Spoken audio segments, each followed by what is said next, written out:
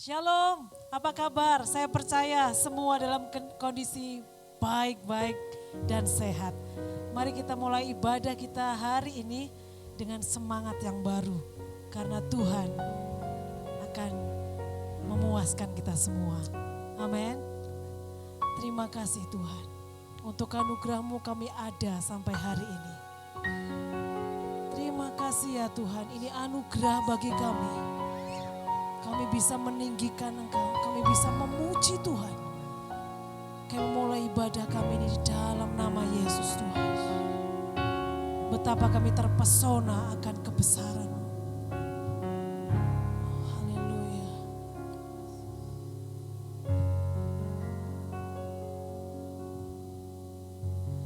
Oh Tuhanku,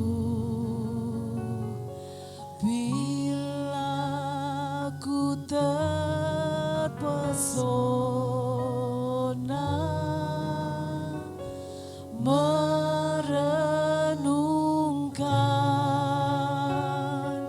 ciptaan-Mu semua.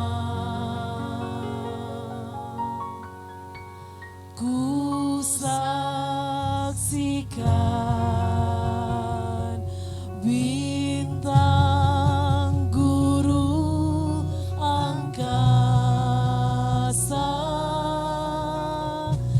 tanda kebesaran-Mu di dunia. Kami memuji kebesaran-Mu,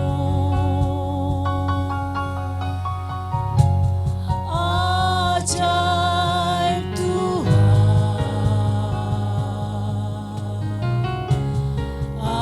ajaib Tuhan. Kami memuji kebesaran-Mu,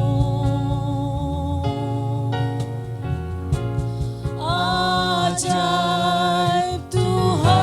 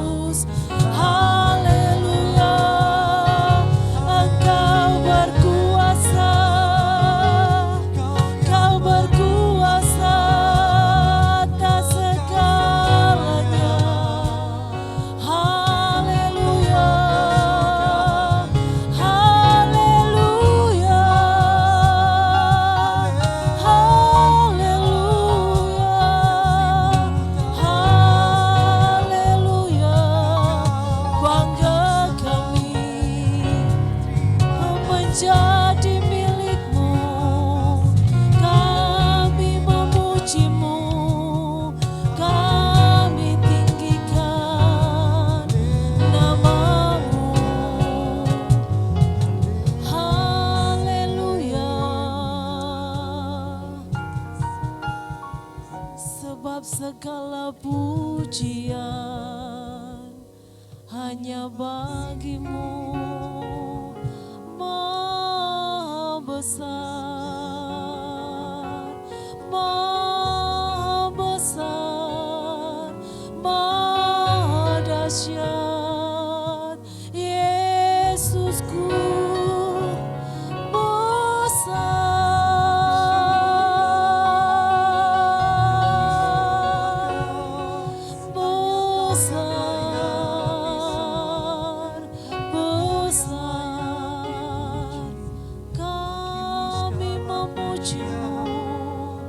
kami tinggikan,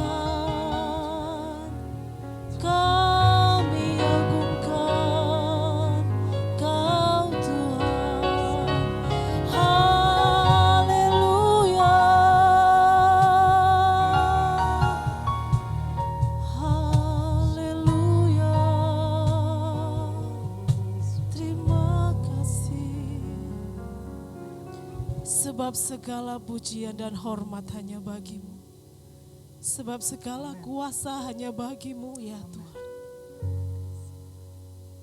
Terima kasih Tuhan.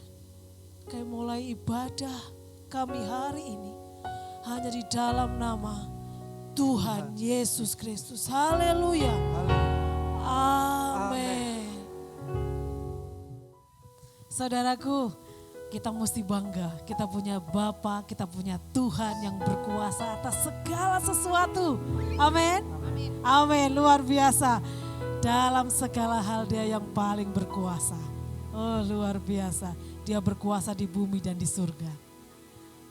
Dahsyat Allah kita ini.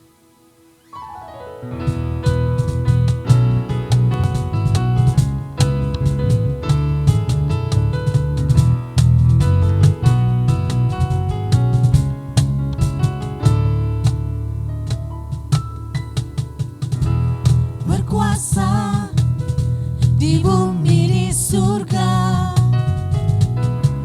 bertahta dalam kemuliaan. Dialah Tuhan Allah kita, namanya berkuasa, pembebas umatnya. Betapa hebat, betapa kuat, dahsyatnya Allah kita. Dia berjaya atas semua perbuatannya. Betapa hebat, betapa kuat, dahsyatnya Allah kita. Dia ternama Yesus Raja segala raja, Tuhan Allah kita. Bangga kita mempunyai Bapa yang luar biasa. Oh, terima kasih Tuhan.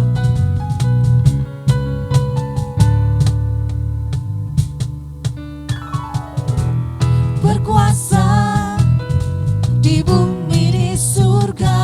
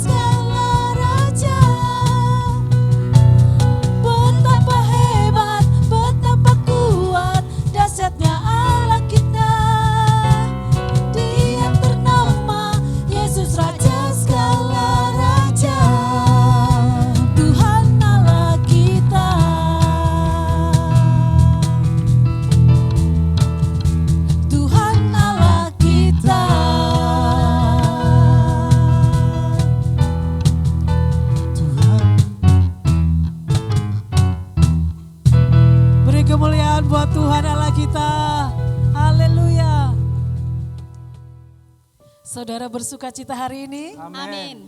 Karena memang sumber sukacita itu ada di dalam diri kita. Amin. Sukacitamu melimpah karena ada Yesus di dalammu. Amin. Luar biasa.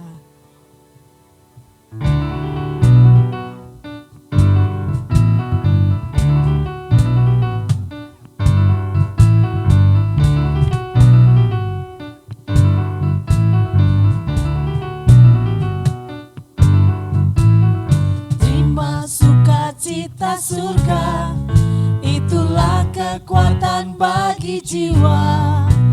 Ku dapat rasakan kasih-Nya di tengah badai yang bergelora. Terima sukacita surga, itulah kekuatan bagi jiwa. Ku dapat saksikan kuasa-Nya, taklukkan badai yang bergelora. Haleluya, Kau ada dalam hatiku, takkan patah semangatku, takkan hilang kekuatanku. Haleluya, ku mau bersorak bagimu, sukacita surga nyata penuhiku.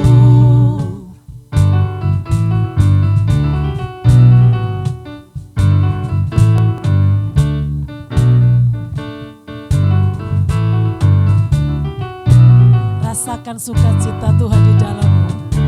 Sukacita surga, Itulah kekuatan bagi jiwa. Ku dapat rasakan kasih-Nya di tengah badai yang bergelora. Terima sukacita surga, itulah kekuatan bagi jiwa. Ku dapat saksikan kuasa-Nya, taklukkan badai yang bergelora. Haleluya, Kau ada dalam hatiku, takkan patah semangatku, takkan hilang kekuatanku. Haleluya, ku mau bersorak bagimu, sukacita surga nyata penuhiku. Haleluya, Kau ada dalam hatiku, takkan patah semangatku, takkan hilang kekuatanku. Haleluya,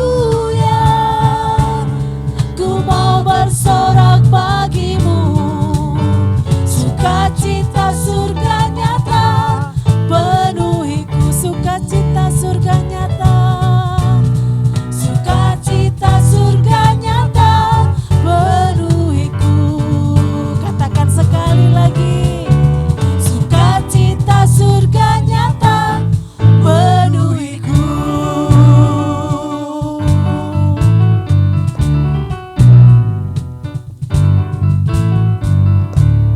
Haleluya. Bapak Ibu Saudara, kita akan siapkan hati kita. Kita akan mendengarkan firman Tuhan. Kita sembah Tuhan, senangkan Dia lebih lagi. Terima kasih ya Tuhan. Terima kasih ya Tuhan.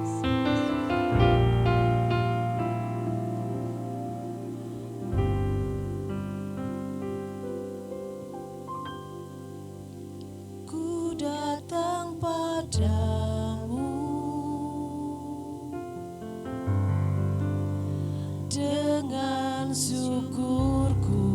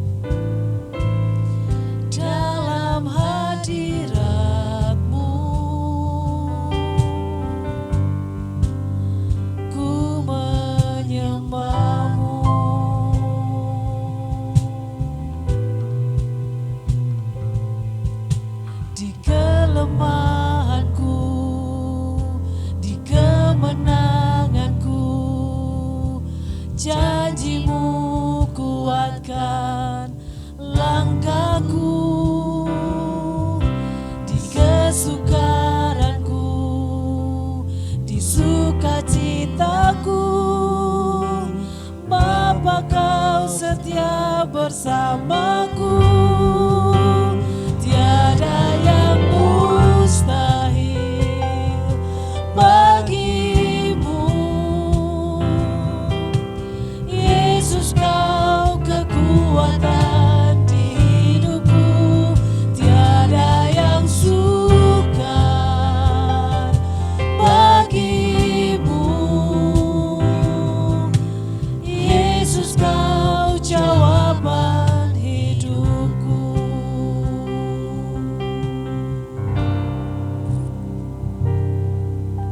Di kelemahanku, di kemenanganku, janjimu kuatkan langkahku. Di kesukaranku, di sukacitaku, Bapa, kau setia bersamaku. Tiada yang mustahil bagimu. Yesus, kau kekuatan di hidupku. Tiada yang sukar bagimu. Yesus, kau jawaban hidupku. Tiada yang mustahil bagimu. Yesus, kau kekuatan di hidupku. Tiada yang sukar bagimu. Yesus, kau jawaban hidupku. Yesus, kau jawaban hidupku. Terima kasih ya Tuhan. Engkau jawaban dari setiap persoalan kami. Engkau jawaban dari setiap pertanyaan kami. Engkau jawaban dari setiap keluh kesah kami. Oh, terima kasih ya Tuhan. Kami sudah punya jawaban itu, yaitu Yesus Tuhan. Oh, terima kasih ya Tuhan. Terima kasih ya Tuhan. Terima kasih ya Yesus. Kami siap mendengar firman-Mu. Kami siap mendengar jawaban itu. Kami siap mendengar jawaban-Mu atas kami ya Tuhan. Kami setiap jemaat-Mu siap ya Tuhan. Terima kasih ya Tuhan. Di dalam nama Yesus, kami katakan kami siap Tuhan. Haleluya. Amin. Ya, Shalom Bapak Ibu Saudara yang terkasih di dalam Tuhan. Apa kabar? Saya percaya dimanapun saat ini Bapak Ibu Saudara berada, Tuhan Yesus senantiasa memberkati, tetap semangat, hidup sehat, dan selalu berkarya untuk kemuliaan nama Tuhan. Amin. Amin. Baik, kita akan melanjutkan apa yang sudah kita bahas sepanjang bulan Agustus ini. Tanpa terasa kita sudah sampai di penghujung bulan Agustus dan akan masuk ke bulan yang baru di bulan September. Dan puji Tuhan karena kasih anugerah dan kasih karunia-Nya, kita sudah membahas kehidupan dan kisah pelayanan Rasul Paulus. Mulai dari akhir di Malta, di tengah-tengah ketika Paulus akan menyeberang ke Makedonia.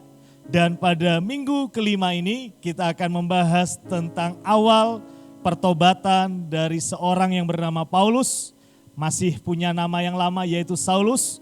Kita akan membuka Alkitab kita Bapak Ibu Saudara. Saya mengajak Bapak Ibu Saudara yang ada di rumah untuk membuka Alkitabnya dari Kisah Para Rasul pasal yang ke-9.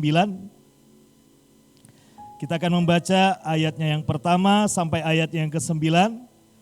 Nanti Bapak Ibu Saudara di rumah ada waktu baca sampai habis, sampai ayatnya yang ke-18. Inilah kisah awal pertobatan Rasul Paulus dengan nama lama yaitu Saulus, di mana Tuhan memanggil dia melalui satu peristiwa yang luar biasa. Sudah dapat? Kisah Para Rasul 9 ayat 1 sampai ayatnya yang ke-9. Yuk kita akan baca bersama-sama dengan suara yang terbaik untuk Tuhan. Melalui setiap firman yang Bapak Ibu Saudara baca, ada berkat Tuhan di dalamnya. Dah siap? Pada hitungan ketiga, judulnya terlebih dahulu. 1, 2, 3. Saulus bertobat. Ayat yang pertama. Sementara itu berkobar-kobar hati Saulus untuk mengancam dan membunuh murid-murid Tuhan. Ia menghadap imam besar dan meminta surat kuasa daripadanya untuk dibawa kepada majelis-majelis Yahudi di Damsyik. Supaya jika ia menemukan laki-laki atau perempuan yang mengikuti jalan Tuhan, ia menangkap mereka dan membawa mereka ke Yerusalem. Ayat yang ketiga. Dalam perjalanannya ke Damsyik, ketika ia sudah dekat kota itu, perhatikan, tiba-tiba cahaya memancar dari langit mengelilingi Saulus. Ayat yang keempat, Saulus rebah ke tanah dan kedengaran olehnya suatu suara yang berkata kepadanya, Saulus, Saulus, mengapakah engkau menganiaya aku? Ayat yang kelima, jawab Saulus, siapakah engkau Tuhan? Katanya, akulah Yesus yang kau aniaya itu. Tetapi bangunlah dan pergilah ke dalam kota, di sana akan dikatakan kepadamu apa yang harus kau perbuat. Ayat ketujuh, maka termangu-mangulah teman-teman seperjalanan karena mereka memang mendengar suara itu, tetapi tidak melihat seorang pun juga. Saulus bangun dan berdiri, lalu membuka matanya. Tetapi ia tidak dapat melihat apa-apa. Mereka harus menuntun dia masuk ke Damsyik. Ayat 9, 3 hari lamanya ia tidak dapat melihat dan 3 hari lamanya ia tidak makan dan minum. Ketika saya membaca ayat-ayat tadi Bapak Ibu Saudara, saya menemukan ada satu peristiwa yang luar biasa yang kadang agak berbeda diajarkan oleh guru-guru sekolah minggu, yaitu ketika Paulus masuk ke sebuah kota yang bernama Damsyik, Paulus yang bernama lama Saulus dikelilingi oleh cahaya yang memancar dari langit. Dan ketika cahaya itu mengelilingi dia, perhatikan baik-baik, Saulus rebah ke tanah dan ia mendengar suara Tuhan. Ketika saya melihat peristiwa ini Bapak Ibu Saudara dari kacamata iman saya, apa yang Saulus alami ini adalah sesuatu yang luar biasa. Spesial karena Tuhan sendiri yang datang kepadanya. Saulus rebah, jatuh dari kudanya ke tanah dan ia mendengar suara dari Tuhan. Yang menjadi pertanyaan saya Bapak Ibu Saudara, ditulis di dalam Alkitab ketika peristiwa itu terjadi, Saulus tidak bisa melihat. Ini sesuatu yang menurut saya sangat aneh sedikit. Karena seharusnya ketika Saulus rebah jatuh ke tanah, harusnya ditulis Saulus tidak bisa berjalan. Karena kalau jatuh dari kuda Bapak Ibu Saudara, mungkin kakinya patah atau terkilir, tidak bisa berjalan. Atau ketika Saulus mendengar suara dari Tuhan yang berkata, Saulus, Saulus, mengapakah engkau menganiaya aku? Harusnya Alkitab menuliskan Saulus tidak dapat mendengar karena suara Tuhan yang menggelegar misalkan. Jadi kalau sampai ditulis di ayatnya yang ke-9 tadi, 3 hari lamanya ia tidak dapat melihat, berarti ada satu message yang ingin Tuhan sampaikan kepada kita Bapak Ibu Saudara dari peristiwa pertobatan ini. Bahwa pentingnya mata di dalam kehidupan kita. Yang message Tuhan ingin sampaikan, pesan yang ingin Tuhan sampaikan di minggu ini adalah begitu pentingnya penglihatan di dalam kehidupan kita. Mata itu penting. Yesus di dalam khotbahnya di bukit, di dalam Injil Matius pasal yang ke-6, ayatnya yang ke-22 sampai ayat yang ke-23, mengajar para murid, orang banyak, dan kita semua yang mendengar firman Tuhan pada hari ini, bahwa mata atau penglihatan itu penting. Matius 6 ayat 22 sampai 23 sudah dapat, yuk kita baca bersama-sama. 1, 2, 3. Mata adalah pelita tubuh. Jika matamu baik, teranglah seluruh tubuhmu. Jika matamu jahat, gelaplah seluruh tubuhmu. Jadi jika terang yang ada padamu gelap, betapa gelapnya kegelapan itu. Pentingnya satu penglihatan. Mata itu digambarkan oleh Tuhan Yesus di dalam khotbah, di dalam pengajarannya Bapak Ibu Saudara. Mata itu adalah pelita tubuh. Bapak Ibu Saudara tahu kalau pelita itu menghasilkan cahaya, terang. Jadi kalau pelita tubuh menyala terang, maka tubuh kita akan memancarkan terang bagi dunia. Jadi kalau tubuh kita memancarkan terang bagi dunia, maka di sana ada kemuliaan Tuhan yang luar biasa. Jadi apakah tubuh kita ini menjadi terang dunia atau tidak? Itu tergantung kondisi mata kita Bapak Ibu Saudara. Di dalam Lukas 11 ayat 34 sampai 36, yuk kita buka firman Tuhan sama. Lukas pasalnya yang ke-6, Lukas 11 ayat 34 sampai 36. Kita baca ayatnya yang ke-34 saja. Yuk, matamu adalah pelita tubuhmu. Jika matamu baik, teranglah seluruh tubuhmu. Tetapi jika matamu jahat, gelaplah tubuhmu. Jadi dari pengajaran yang Yesus sampaikan pada hari ini Bapak Ibu Saudara, maka ada dua jenis mata yang Matius dan Lukas tulis tadi. Yaitu mata yang baik atau mata yang jahat. Mata yang baik atau mata yang jahat. Saulus sebelum dia bertobat di dalam kisah 9 tadi, di ayatnya yang ketiga, dari kisah 9 ayat ketiga dikatakan,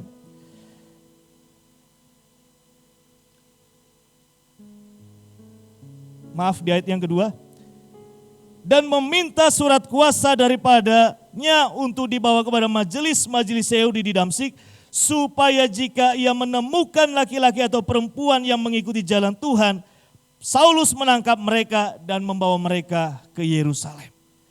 Jadi mata Saulus sebelum pertobatan, sebelum bertemu Tuhan di Damsyik, itu adalah mata yang jahat. Dia selalu menggunakan matanya untuk mencari dan menemukan mana orang-orang yang mengikut jalan Tuhan Yesus, yang percaya kepada Tuhan Yesus, ditangkap dibawa ke Yerusalem. Mata Saulus, mata yang jahat. Bahkan kalau kita mundur di dalam kisah 7 dan kisah 8, Saulus menjadi saksi ketika Stefanus dibunuh menjadi martir. Dan Saulus setuju Stefanus dijadikan martir. Jadi di depan mata Saulus, Stefanus dieksekusi menjadi martirnya Tuhan. Betapa jahatnya mata Saulus. Betapa jahatnya penglihatannya. Dia hanya ingin mencari orang untuk dibunuh dan dibinasakan. Itu sebabnya Bapak Ibu Saudara, Tuhan ketika bertemu dengan Saulus di Damsyik, perhatikan baik-baik di ayat ke-9 tadi, matanya tidak bisa melihat. Harus diawali sebuah pemulihan. Karena Tuhan ingin memakai Saulus menjadi rasulnya. Tuhan ingin memakai Saulus menjadi alat bagi kemuliaannya. Yang pertama dan yang utama dipulihkan adalah penglihatannya atau matanya. Ada selaput di dalam penglihatannya. Di ayatnya yang ke-18, kalau Bapak Ibu Saudara baca nanti, ada selaput yang gugur dari matanya. Dan ketika selaput ini gugur, dia kembali bisa melihat. Dipulihkan. Dan yang lebih luar biasanya lagi, yang sering saya katakan, Alkitab kita ini keren Bapak Ibu Saudara. Dikatakan berapa lama Saulus tidak dapat melihat? 3 hari. Saya kadang-kadang bertanya sama Tuhan, kenapa enggak 5 hari? Kenapa enggak 7 hari? Kenapa enggak 10 hari? Kenapa enggak 40 hari? Kenapa harus 3 hari? Karena 3 adalah angkanya Tuhan. Artinya sempurna. Artinya pemulihan mata ini sempurna.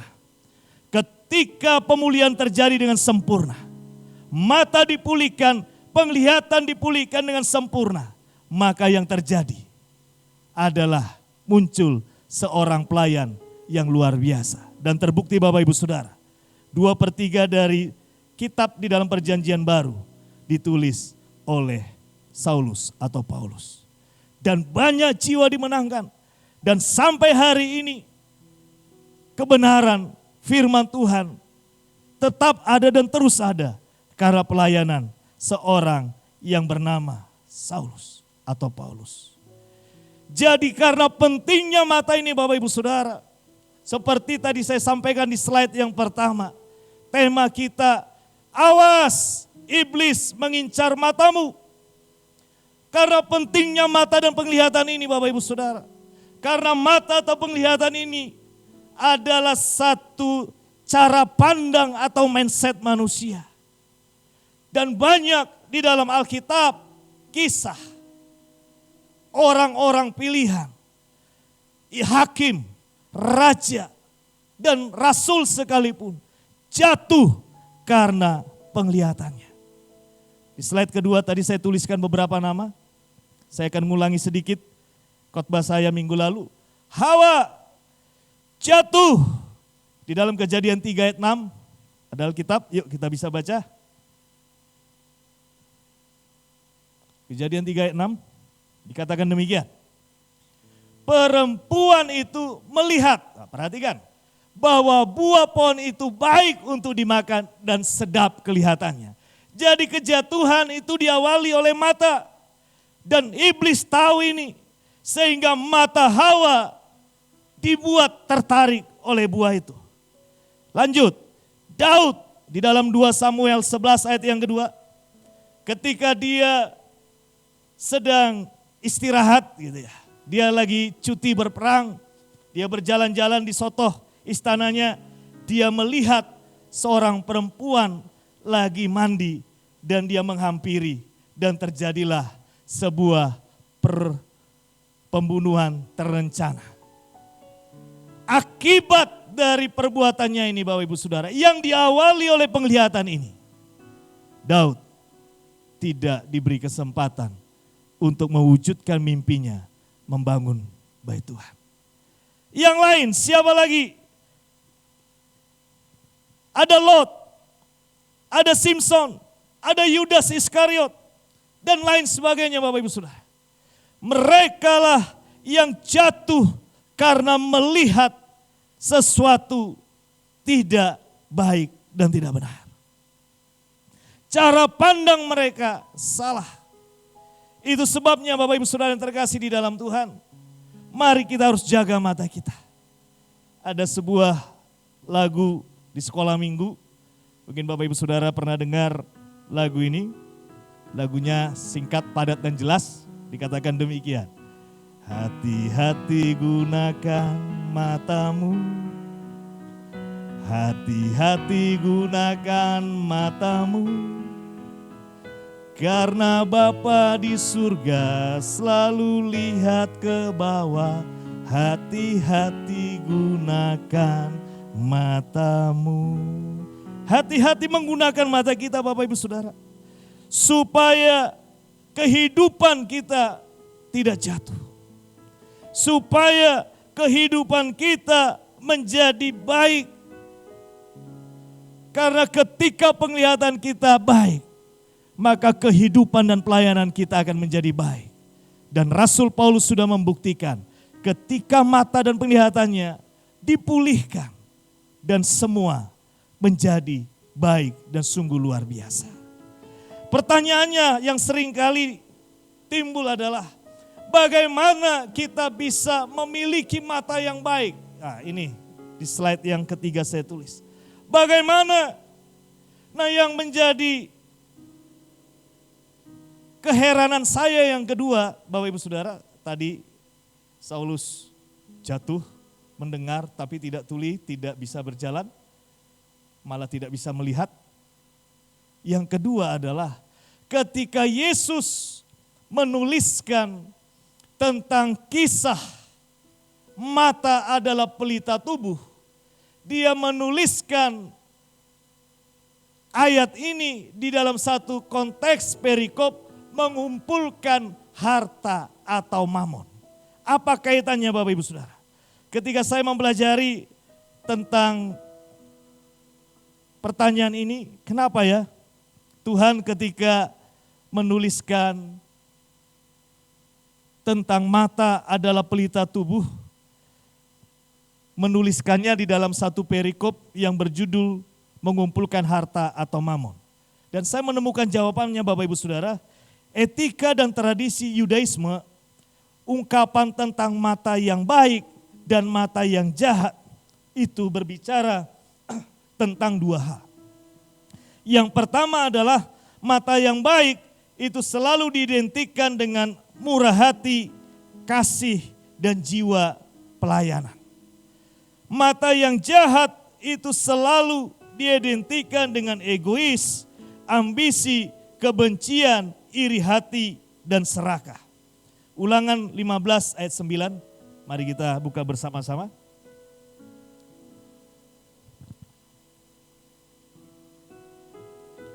Ulangan pasalnya yang ke-15, ayat yang ke-9. Yuk kita baca bersama-sama. Hati-hatilah supaya jangan timbul di dalam hatimu pikiran dursila. Demikian, sudah dekat tahun ke-7, tahun penghapusan hutang. Dan engkau menjadi kesal terhadap saudaramu yang miskin itu. Dan kau tidak memberikan apa-apa kepadanya. Maka ia berseru kepada Tuhan tentang kamu. Dan hal itu menjadi dosa bagimu. Jadi orang yang tidak mau membagi berkat buat orang lain. Orang yang tidak mau memberkati orang lain. Yang selalu tamak dan kepingin kaya. Yang tidak mau melihat orang lain dengan cara pandangnya Tuhan menjadi saluran berkat buat dia. Alkitab katakan memiliki mata yang jahat. Jadi cara pandang kita kepada seseorang, apakah dia dalam kondisi apapun, kemudian hati kita berkata ya atau tidak. Ini adalah pilihan memiliki mata yang baik atau mata yang jahat. Di masa-masa pandemi ini Bapak Ibu Saudara, banyak orang yang mengalami kesusahan. Di masa-masa COVID-19 ini banyak orang yang berkekurangan. Dan ketika kita melihat hal ini Bapak Ibu Saudara, apakah hati kita berkata, Tuhan jadikan aku saluran berkat bagi mereka? Ataukah kita berkata, emang gua pikirin, gua juga kesulitan. Kalau gua tolong dia, nanti gua juga kekurangan. Ini pilihan Bapak Ibu Saudara. Jadi bagaimana memiliki mata yang baik adalah pilihlah untuk memandang sesuatu apapun juga di dalam terang kebenaran firman Tuhan. Apa yang Tuhan sudah ajarkan di dalam Alkitab kita. Yang Tuhan sudah berikan melalui setiap pengajaran dan khotbah. Jadikanlah itu dasar untuk kita bertindak ketika kita melihat sesuatu. Ini pilihan Bapak Ibu Saudara. Bapak Ibu Saudara pasti akan menemukan orang-orang yang berkekurangan. Bapak Ibu Saudara pasti akan menemukan orang-orang yang harus ditolong. Atau hati kita seperti tadi perikop tadi, hanya memikirkan bagaimana kita kaya, bagaimana untung gede, gak peduli orang lain tertindas, gak peduli orang lain meminta-minta. kita kepengen kaya. Di dalam Alkitab Bapak Ibu Saudara, ada kisah tentang orang kaya dan Lazarus. Ketika dia mati, Lazarus mati. Kekayaannya tidak menolong dia. Dan itu yang Yesus ajarkan melalui khotbah di bukit tadi. Supaya kita memiliki mata seperti mata Yesus. Yang tidak memikirkan dan hal-hal yang bersifat duniawi. Tidak egois, tidak tamak, tidak iri, tidak dengki dengan orang lain. Dengan harta dunia kita. Tetapi setiap berkat yang kita terima Bapak Ibu Saudara. Setiap hasil yang kita terima. Itu kita berikan bagi mereka yang membutuhkan.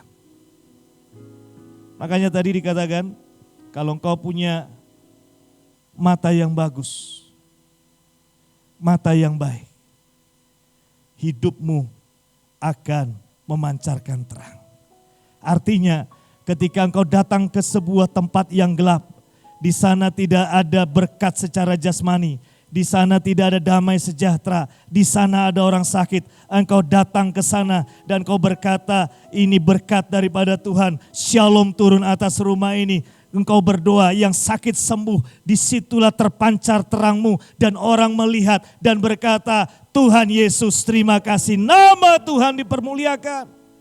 Karena kita diciptakan Bapak Ibu Saudara untuk menjadi terang bagi dunia. Kita diciptakan bukan menjadi gelap dunia, tetapi menjadi terang dunia. Bagaimana terang itu bisa bersinar? Ketika engkau memiliki mata yang baik, melihat sesuatu dengan terang kasih firman Tuhan, dan bertindak, di sanalah terang itu akan memancarkan sesuatu yang luar biasa. Saya punya sebuah foto Bapak Ibu Saudara, di slide yang keempat. Yuk kita lihat sama-sama. Saya sengaja kasih foto ini, ada 3 gambar. Kira-kira apa reaksi Bapak Ibu Saudara ketika melihat gambar ini? Apakah reaksimu akan berkata begini, ya kasihan ya, nasibnya sudah buruk. Ya gitulah tragedi manusia. Jasol? Atau kau berkata begini, ih rotinya enak ya, gue minta dong satu-satunya gitu. Atau kita berkata begini, emang gue pikirin. Itu kan nasibnya dia, nasib gue beda. Atau yang terakhir Bapak Ibu berkata begini, Tuhan beri aku kesempatan untuk menjadi berkat bagi mereka. Berdoa buat mereka, mengirimkan berkat bagi mereka. Atau kalau kau bisa hadir di tengah-tengah mereka, kau memeluk mereka dengan kasih Tuhan. Saya mengajak anak-anak rohani saya di masa pandemi ini, saya tidak tampilkan foto-foto mereka, tapi ketika mereka mengirimkan foto-foto mereka, hati saya terenyuh sekali.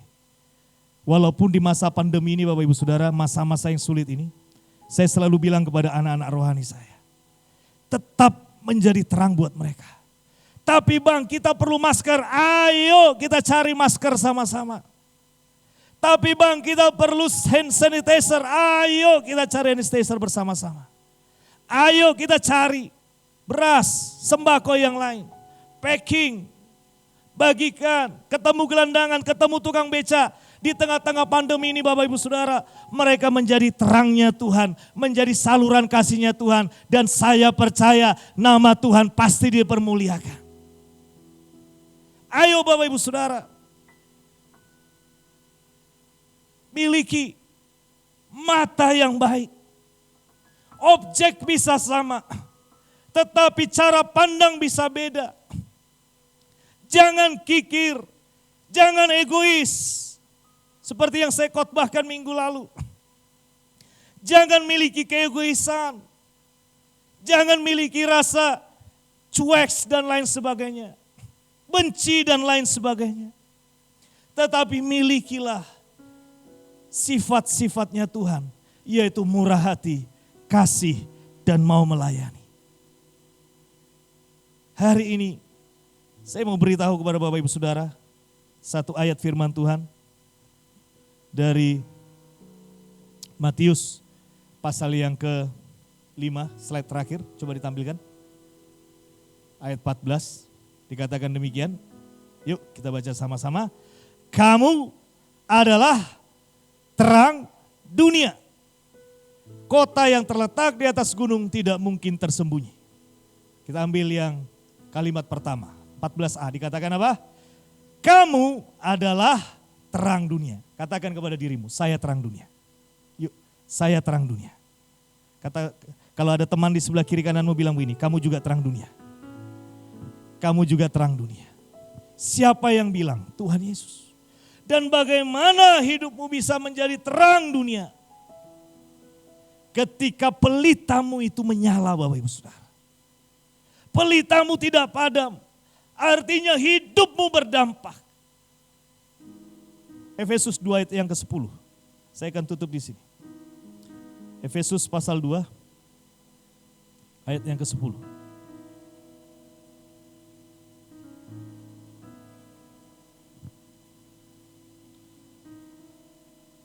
Yuk kita baca sama-sama Efesus 2 ayat yang ke-10. Karena David ini buatan Allah. Diciptakan di dalam Kristus Yesus untuk apa? Melakukan pekerjaan baik yang dipersiapkan Allah sebelumnya. Bapa mau supaya kita hidup di dalamnya. Jadi kita ada untuk menjadi terang dunia, Bapak Ibu Saudara. Kita tahu firman Tuhan dan kita melakukan di dalam kehidupan kita. Oh iya, coba slide yang ketiga tadi ditampilkan. Ada satu foto yang saya dapat. Oh ya, ini. Bapak Ibu Saudara bisa lihat ya. Yang dia baca itu bukunya Holy Bible, Bapak Ibu Saudara. Alkitab. Ya. Di bawah salib. Tapi matanya ditutup. Ini orang-orang yang baca firman dengan mata tertutup, Bapak Ibu Saudara. Gak mau lihat firman Tuhan. Kristen, yes. Melayani, ya mungkin juga. Tetapi matanya tertutup. Dia gak peduli. Bagi dia, sayalah sentral semuanya. Saya pengen kaya sendiri. Saya kepengen menjadi orang yang berduit dan lain sebagainya. Tanpa menghiraukan apakah orang lain tertindas, apakah orang lain enak atau lain sebagainya. Cuek. Saya berharap kita tidak menjadi orang yang baca firman dengan mata yang tertutup. Tetapi biarlah mata hati kita terang. Seperti Saulus. Ketika Tuhan memulihkan penglihatannya, dia menjadi rasul yang hebat di zamannya. Hari ini ada satu kabar di akhir minggu ini, di akhir bulan ini kepada kita semua. Yaitu Tuhan ingin memanggil Anda dan saya. Tuhan mau memakai Anda dan saya dan kita semua menjadi rasulnya di akhir zaman ini. Tuhan ingin memakai Anda dan saya menjadi alat kemuliaannya di saat-saat kritis ini. Di masa-masa pandemi COVID-19 ini Bapak Ibu Saudara. Di masa-masa krisis, koran katakan Indonesia masuk resesi kuartal kedua. Tuhan mau pakai Anda dan saya. Seperti Tuhan mau pakai Saulus di zamannya Bapak Ibu Saudara. Kisah 9 ayat 13 dikatakan begini. Ananias mempertanyakan keputusannya Tuhan memilih Saulus menjadi alat kemuliaannya. Mungkin ada di antara saudara-saudaramu. Mungkin ada di antara teman-temanmu yang mungkin gak yakin kalau kita bisa dipakai Tuhan. Mungkin mereka merendahkan kita seperti Ananias tadi. Coba kembali tadi ke kisah 9 ayat yang ke-13. Jawab Ananias apa kepada Tuhan? Tuhan, dari banyak orang telah kudengar tentang orang itu, Saulus maksudnya. Betapa banyaknya kejahatan yang dilakukannya terhadap orang-orang kudusmu di Yerusalem. Saulus gak dipercaya. Tetapi ini bicara tentang anugerah dan kasih karunia-Nya Tuhan. Mungkin kita punya masa lalu yang begitu kelam. Mungkin kita punya track record yang kurang baik Bapak Ibu Saudara. Seperti yang tadi Ananias sampaikan kepada Tuhan. Masa sih orang model seperti ini Tuhan mau pakai. Gitu. Mungkin kalau saya ambil satu nama mungkin bisa begini. Modelnya si Feli.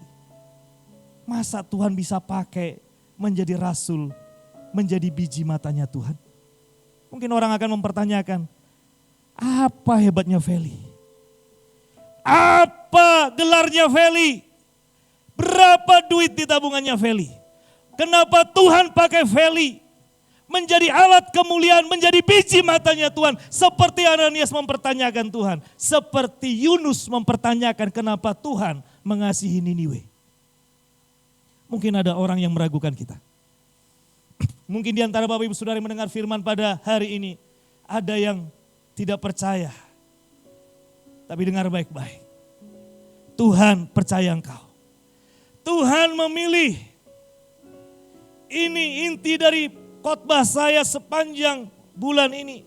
Bahwa Tuhan mau pakai engkau dan aku seperti Tuhan mau memakai Saulus atau Paulus ketika dia melayani Tuhan dengan luar biasa di masa lalu. Hari ini Tuhan mau bangkitkan Paulus-Paulus, rasul-rasul yang hebat supaya nama Tuhan dipermuliakan. Supaya Tuhan rindu melihat pertobatan jiwa-jiwa melalui pelayananmu dan pelayananku. Dan nama Tuhan dipermuliakan. Are you ready? Pertanyaan. Engkau mau? Pulihkan mata kita. Jaga matamu, penglihatanmu. Bukan penglihatan yang penuh amarah, bukan penglihatan yang penuh nafsu, bukan penglihatan yang penuh dengan ambisi, keegoisan. Tetapi penglihatan yang penuh cinta, kasih dan kemurahan. Yang siap melayani dan berkata, Tuhan aku mau, ini aku utuslah aku. Amsal 22 ayat 9. Satu ayat paling akhir. Dikatakan, orang yang baik hati akan diberkati karena ia membagi rezekinya dengan si miskin. Jadi ketika ada orang yang melihat orang kesusahan dan mau berkata, Tuhan pakai aku untuk menjadi saluran berkat bagi dia. Maka janji firman Tuhan di Amsal 22 ayat 9. Orang itu akan Tuhan berkati dengan luar biasa. Lukas 6:38 berkata, takaran yang dipadatkan, yang akan digoncangkan dan berlimpah keluar akan menjadi bagianmu dan bagianku. Yang melihat sesuatu dengan cara pandang dan sudut pandangnya Tuhan. Yang mau to do something. Bukan yang EGP.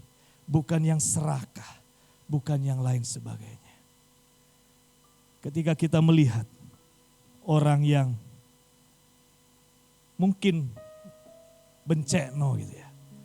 Mungkin ada orang-orang yang menikam kita dari belakang. Maukah kita berkata, Tuhan berkati dia. Ataukah kita akan berkata ini, ketemu lagi, benci, jijik. Tapi biarlah kasih Tuhan terpancar dari kehidupan kita. Hari ini, Bapak Ibu Saudara, maukah engkau di bulan yang baru, di sisa tahun ini dan di sisa hidupmu dan hidupku, kita dipakai Tuhan menjadi alat kemuliaannya. Maukah engkau menjadi Paulus-Paulus di akhir zaman ini, yang berdiri di antara Tuhan dan manusia, yang siap melayani.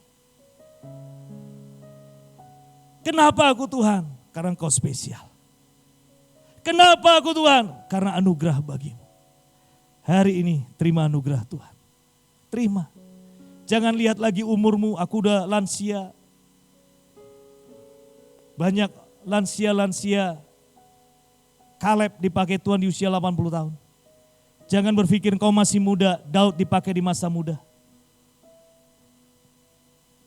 Jangan lihat status, gelar. Saya bukan pester pendeta. Jangan lihat lagi, aku ini orang gak punya.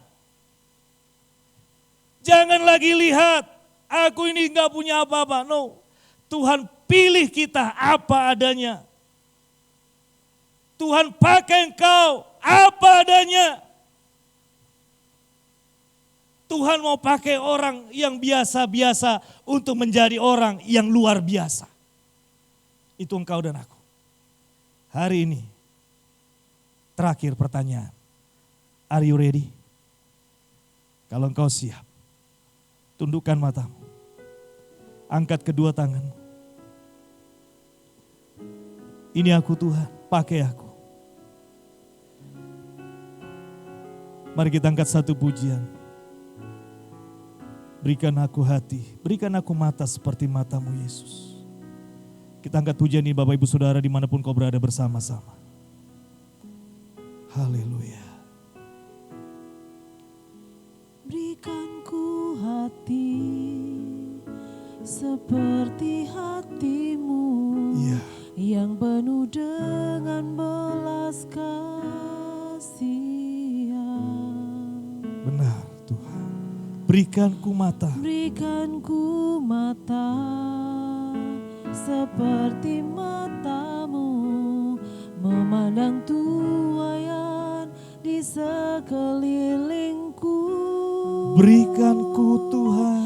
Berikan ku tanganmu untuk melakukan tugasku. Berikan ku kakimu melangkah dalam rencanamu. Berikan ku. Berikan ku. Berikan ku. Berikan ku hatimu. Berikan ku hatimu. Bapak Ibu Saudara, siapkah engkau melayani Tuhan? Maukah engkau melayani Tuhan? Berikan ku hati Jangan katakan nanti. seperti hati Jangan lagi katakan aku gak bisa. dengan belas Tuhan gak pandang masa lalumu. kasihan. Tuhan tidak tanya titelmu. Tuhan tidak tanya berapa duitmu. Berikan Yang hari ini Tuhan tanya kepadamu. Maukah engkau, siapkah engkau melayani seperti Paulus melayani aku. memandang Seperti Yesus melayani. di sekeliling. Setia, taat dan rendah hati kepada Bapa. Berikan Ini pertanyaannya Bapak Ibu Saudara. tanganmu untuk melakukan Memandang setiap jiwa-jiwa sebagai tuaian yang harus diberkati dan diselamatkan. kakimu melangkah Siapkah engkau? dalam rencanamu. Maukah engkau Berikan ku masuk ke bulan yang baru berikan ku dengan satu mindset yang baru? berikan ku Aku adalah terang dunia. hatimu. Aku adalah terang dunia. Keadaan masa lalu tidak membatasi aku untuk memancarkan terang kasih Tuhan bagi dunia. Sekali lagi, yang siap dan berkata aku mau Tuhan. Angkat kedua tanganmu, saya akan berdoa buat engkau. Bapa, hamba berdoa buat setiap pribadi-pribadi yang merespon firman-Mu pada hari ini. Di akhir bulan ini merespon berkata aku mau menjadi terang dunia. Siap melayani seperti Paulus melayani. Berkati kehidupan mereka. Berkati studi mereka. Berkati pekerjaan mereka. Masa depan mereka, rumah tangga mereka, apapun yang mereka kerjakan ketika mereka melakukan firman-Mu, janji-Mu Mazmur 1 ayat yang ketiga digenapi atas kehidupan mereka. Apapun yang mereka perbuat, Tuhan buat berhasil. Terima kasih Bapa. Dan oleh kehidupan kami, nama-Mu akan dipermuliakan. Terang-Mu akan dipermuliakan. Kami akan melihat kemuliaan-Mu akan dinyatakan atas hidup kami. Ini kami Tuhan, pakailah kami. Yang siap melayani Tuhan, sama-sama katakan, amin. Tuhan Yesus memberkati. Bapak Ibu Saudara, kita akan mengakhiri ibadah kita hari ini. Saya undang dimanapun engkau berada untuk bangkit berdiri, angkat kedua tanganmu, angkat wajahmu. Kita akan pujikan lagu ini.